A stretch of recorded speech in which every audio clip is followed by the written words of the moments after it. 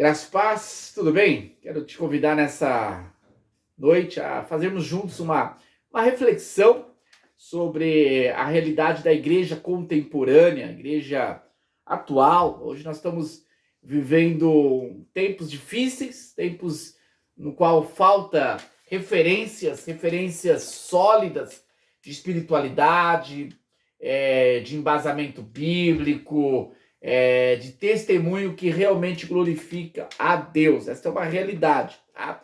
Desde as lideranças que se denominam cristãs, até aqueles que hoje frequentam, né, as instituições e se identificam como cristãos. A gente tem aí uma decadência realmente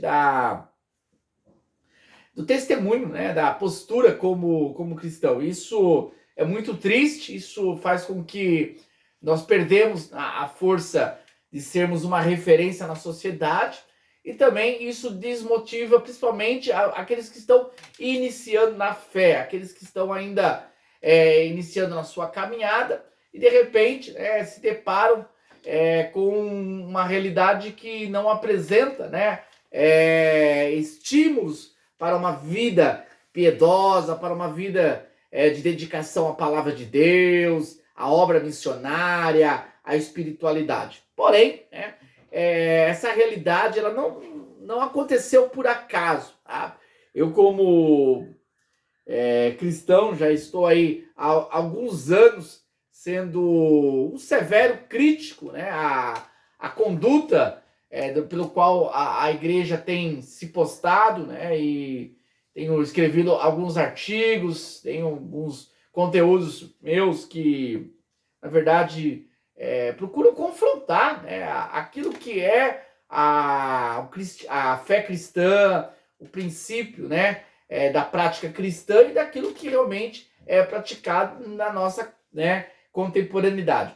E alguns pontos, alguns perigos, né, alguns modismos, melhor dizendo, né, que foram introduzidos dentro, né, das estruturas e que hoje tem gerado, né, essa realidade que estamos vivendo hoje. Tá? Então eu quero destacar aqui com vocês alguns modismos, né? Primeiramente, a questão da comercialização das verdades divinas. Tá? Não dá para nós fecharmos os olhos. Mas não pode falar contra a igreja. Eu não estou falando contra a igreja. Eu estou falando contra aqueles que estão infiltrados na igreja e que distorcem, né, a verdade da prática cristã. São lobos, aqueles que Paulo denunciava, que Pedro denunciava, que a Bíblia é contra. Aqueles que usam da fé para enriquecimento próprio, para crescimento pessoal, para ter, né, na verdade, benefícios. E essas pessoas, na verdade, elas trabalham também estimulando nas pessoas a ganância. Então elas oferecem um evangelho fácil, um evangelho de barganha, daquilo que você vai fazer, você vai ganhar. Então quanto mais você der para Deus, e na verdade não é para Deus, você está entregando para esses lobos, né? E quanto mais você entregar, eles vão dizer que Deus vai abençoar, e as pessoas pela sua própria ganância, né? Então, infelizmente, é uma realidade que não tem como nós fecharmos os olhos. A gente vê aí escândalos que hoje são comuns, que estão aí estourando aí na própria internet, de igrejas qual as pessoas elas estão ali dominando, né? Estão ali brigando pela liderança da igreja, entram até na justiça por causa, não que eles estão interessados na obra, né, no pastoreio, né, mas sim nos recursos que essas instituições, né, estão trazendo. Então, essas organizações com seus dízimos, as suas ofertas, os seus apelos, né, à questão financeira, estão aí arrecadando, né, muito dinheiro. Isso não é algo transparente.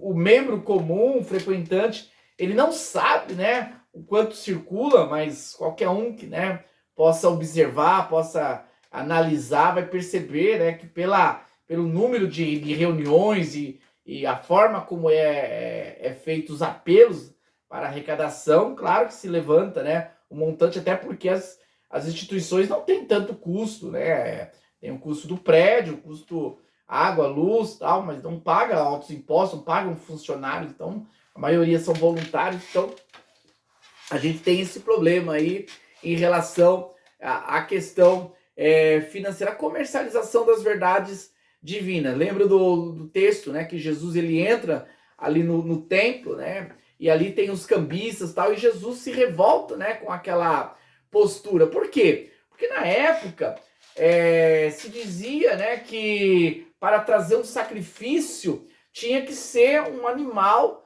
que não fosse um animal sujo, que fosse que eles pegassem lá, né, das estradas. Tinha que ser um animal que tivesse limpo, tal. E aí eles utilizavam ali aquele espaço para poder comercializar. E claro, quem, né, realmente se beneficiava eram os próprios sacerdotes. Então eles usavam de uma prática que deveria acontecer, que era o sacrifício, porque eles estavam debaixo da lei, porém eles se beneficiavam vendendo, né, a oferta e enriquecendo, enganando as pessoas, dizendo que a oferta tinha que ser a oferta que eles estavam ali vendendo. Então a mesma coisa que acontece hoje, né? As pessoas falam, não, eu não quero entrar nessas questões, porque a Bíblia fala sobre a oferta, sobre o dízimo e tal, eu não vou nem entrar nesse mérito, né? O que eu entro aqui é na questão das pessoas que aproveitam, né, daquilo que é ensinado na Bíblia para o seu próprio benefício. Então tem pessoas que estão realmente enriquecendo, né? A gente vê aí líderes que ostentam, né, carros, bens, e os membros acham isso normal, né? Isso, na verdade, Jesus não morreu para que pastores hoje pudessem se tornarem ricos, milionários. Não, Jesus morreu para que almas pudessem ser alcançadas. Se esse dinheiro arrecadado fosse canalizado para a obra missionária, para a pregação da palavra de Deus, nós teríamos, né, uma outra realidade. Mas essas instituições hoje, quando se fala em missões, a gente vê que são poucas igrejas que se dedicam, né, a propagar o evangelho em povos distantes, que investem na obra missionária, que contribuem, né, para o avanço do reino de Deus. Cada igreja, na verdade, ela quer somente o avanço do seu reino, né? Então, a comercialização das verdades divinas tem sido, né, na verdade, um grande problema que hoje isso já potencializou, isso já escancarou, as pessoas já perderam, né, a vergonha, então tem até um slogan que colocaram, né, no passado e era provocativo, mas hoje a gente não tem como falam sobre pequenas igrejas, grandes negócios, né? E isso é verdade. Hoje, quantos que estão aí ambiciosos aí abrir, né, igrejas pelo motivo de poderem ter aí uma fonte de renda. E isso é muito triste, né? A comercialização das verdades divinas, que nós possamos, né, combater isso. Mas você está falando contra a igreja? Não estou falando contra a igreja, estou falando contra aquilo que é errado. Spurgeon, ele já combatia o liberalismo que estava entrando nas igrejas, né? Paulo combatia o farisaísmo, né, já na igreja primitiva. Lutero, né, combatia as indulgências dentro da igreja. Então, o papel do cristão é defender a igreja, é proteger a igreja, purificar a igreja. Esse é o nosso papel. Então, nós, como parte da igreja, nós temos que preservar a integridade da igreja. Então, nós não podemos nos fechar a isso, né? Nos fechar a isso. Muitos ficaram omissos, e hoje não conseguem mais lidar, porque os escândalos, né, hoje escancararam, né? Aquilo que era escondido nos bastidores hoje está evidenciado. Então, por isso nós temos aí. Então, nosso canal é um canal que tem como foco o ensino da palavra de Deus, o ensino, né, que mais pessoas possam ser abençoadas pela palavra de Deus, se fortalecer pelo conhecimento bíblico, teológico, que nós possamos, né, não nos influenciarmos por essa realidade, né, e que nós possamos levantar uma geração de homens e mulheres que verdadeiramente amem ao Senhor, amem a sua palavra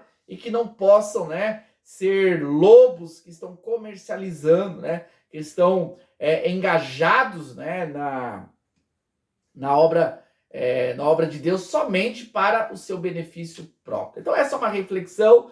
A gente vai continuar na sequência aí falando sobre outros modismos aí também que têm sido evidenciados. Se você curtiu nosso conteúdo, peço para deixar um like, isso ajuda. Nosso canal é um canal ainda que tem pouca visibilidade na plataforma, então nós precisamos de apoio, de ajuda, né? Eu estou aí batalhando, tentando produzir conteúdos, né? Usando essa ferramenta aqui para poder alcançar o máximo de pessoas possíveis. Deus abençoe. Obrigado aí pela sua atenção.